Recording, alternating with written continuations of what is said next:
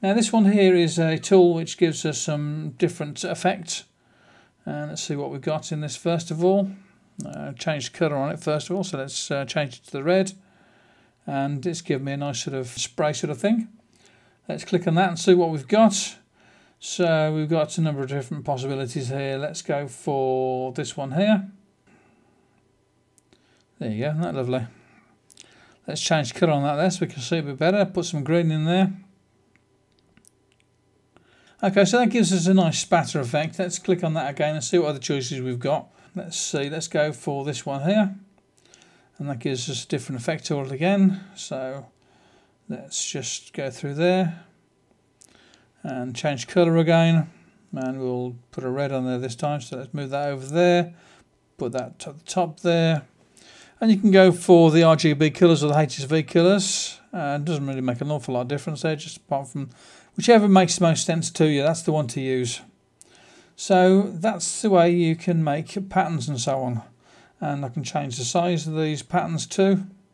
Okay, so into our spray can, and we've got our airbrush tools in there. Let's say we want to go for a nice soft airbrush. Let's go back into this again, and we've got our spray can, so nice and soft there. Bring it up, make it a little bit bigger, and let's take the opacity up there as well.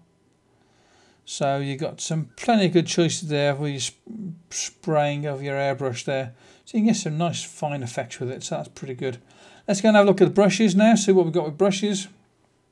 Now with the brushes here, and we've got this one selected at the moment. Let's go for this one here. If you could just now click on the like button, I'd really appreciate it, thanks. Let's change the colour on that there, and we'll go for a nice pink. Oh yeah, lovely.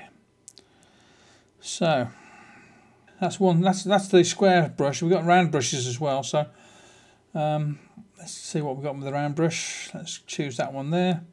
And as you can see at the top there, you get some idea as to what sort of thing you're getting with these and how it works. That's obviously quite a wet brush there because the colours are bleeding from one colour to another, and I can change that with having less wetness on the brush. So now it's just going to just scrape through that there and not bring the colours with it. Let's move the opacity back up again. That's the spacing, turn the spacing down. Okay, so this is the new brush. As you can see, I'm getting a nice bit of movement there of paint on the screen. Blending one colour through into another.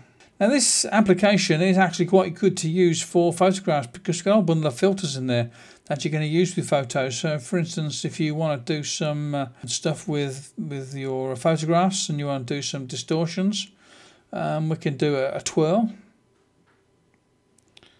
And maybe some changes here. So not much happening on this at the moment. Preview. Okay, so that's a twirl happening there.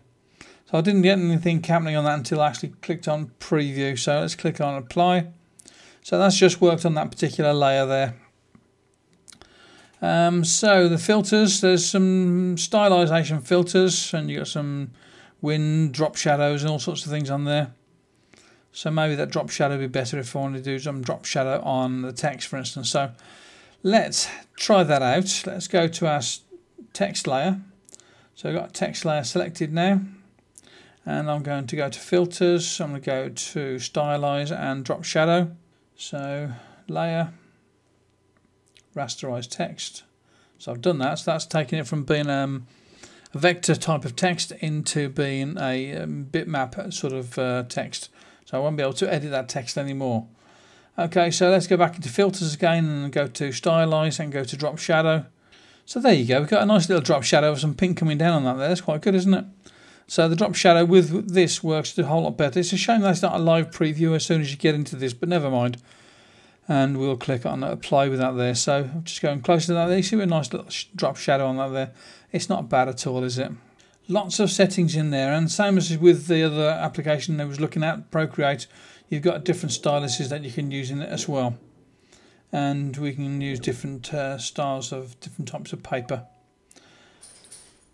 So there you go, that's a quick look at some of the things in ArtStudio, and we're going to have another look and see what else we can do with it in the next video. So this is Dave Allen for No Stylus. Talk to you again soon. Bye bye now.